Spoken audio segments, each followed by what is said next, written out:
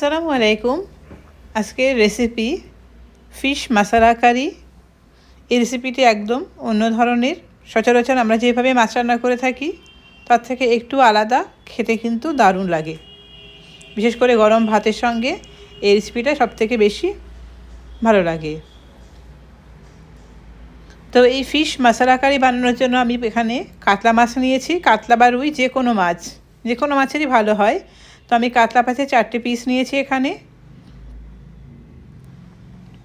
মাছগুলোতে দিয়ে দিচ্ছি লবণ, হলুদ আর একটু কাশ্মীরি লাল লঙ্কার গুঁড়ো দেবো। কাশ্মীরি লাল লঙ্কার গুঁড়োটা দিলে মাছের কালারটা খুব ভালো লাগে।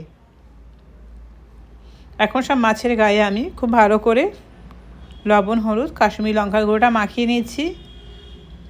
মাখানো হয়ে গেলে মাছগুলো আমি 10 মিনিটের জন্য রেস্টে রেখে দেব।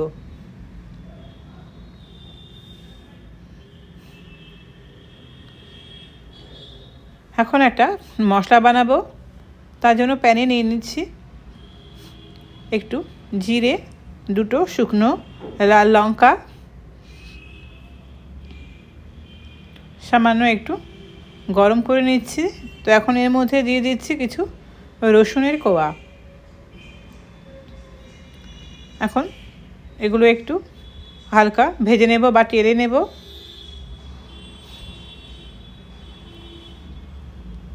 তো এখন এটা নামিয়ে রাখছি। এটা পেস্ট তৈরি করে নেব। এখন মাছ ভাজার জন্য আমি প্যানে সর্ষের তেল দিয়ে দিলাম।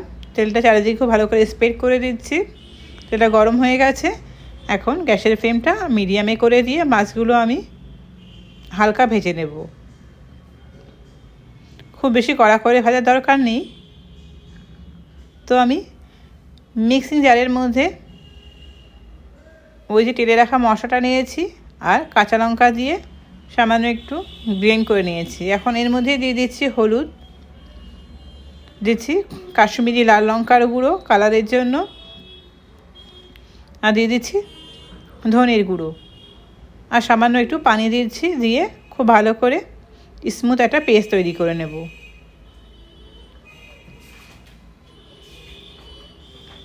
এদিকে মাছের এক পিঠ ভাজা হয়ে গেছে। মাছগুলো উল্টে পাল্টে নিচ্ছি।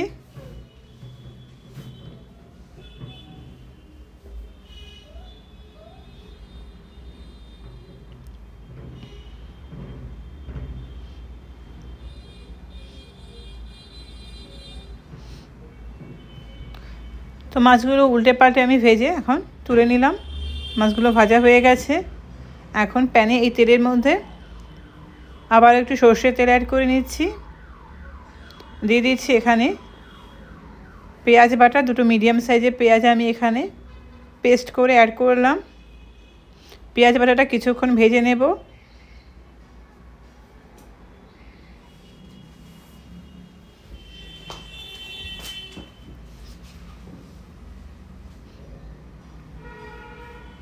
পেঁয়াজটা একদম ড্রাই করে ভেজে নেব, কারণ পেঁয়াজে প্রচুর পানি আছে।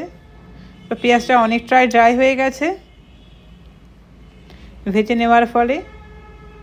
তো আমি যে মশলার পেস্টটা বানিয়ে রেখেছিলাম সেই পেস্টটা অ্যাড করে দিলাম, আর জারটা ধুয়েও সামান্য একটু পানিও এখন অ্যাড করে দিচ্ছি।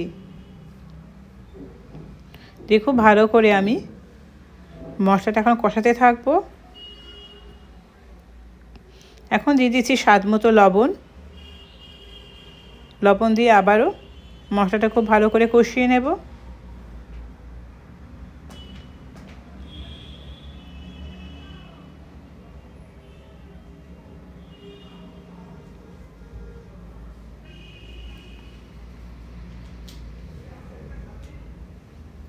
দিয়ে দিচ্ছি এখানে কিছু কারি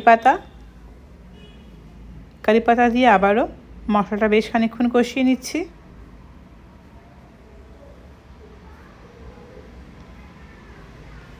এখন দিয়ে দেবো এখানে তেঁতুল গোলা পানি। তেঁতুলটা অনেকক্ষণ ভিজিয়ে রেখে পানিটা বার করে পানিটা অ্যাড করে দিলাম। তেঁতুলের পানিটা দিয়ে আবারও খুব ভালো করে মশলাটা কষিয়ে নিচ্ছি।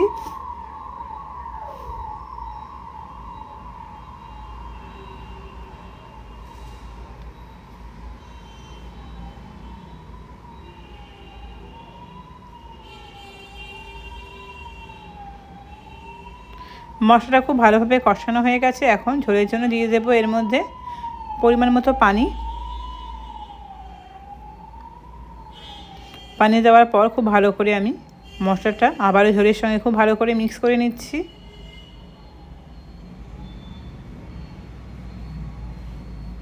ঝোল ফুটতে শুরু করেছে।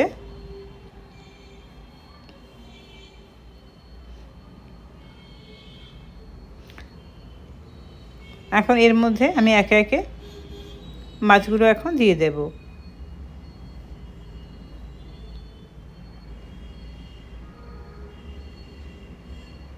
তো মাছগুলো দিয়ে একটু হালকা হাতে নেড়ে ছেড়ে ঢাকনা দিয়ে ঢেকে আমি লো টু মিডিয়াম ফ্লেমে মাছটা রান্না করব কিছুক্ষণ।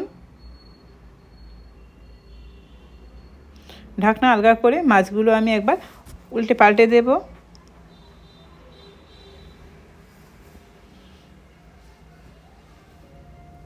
তো সব মাছগুলো উল্টে পাল্টে দেওয়ার পর আবারও ঢাকনা দিয়ে ঢেকে রান্না করলাম কিছুক্ষণ। এখন শেষে দিয়ে দিচ্ছি আমি এখানে নারকেলের দুধ। নারকেলটা কুড়িয়ে আমি দুধ বার করে এখানে অ্যাড করে দিলাম।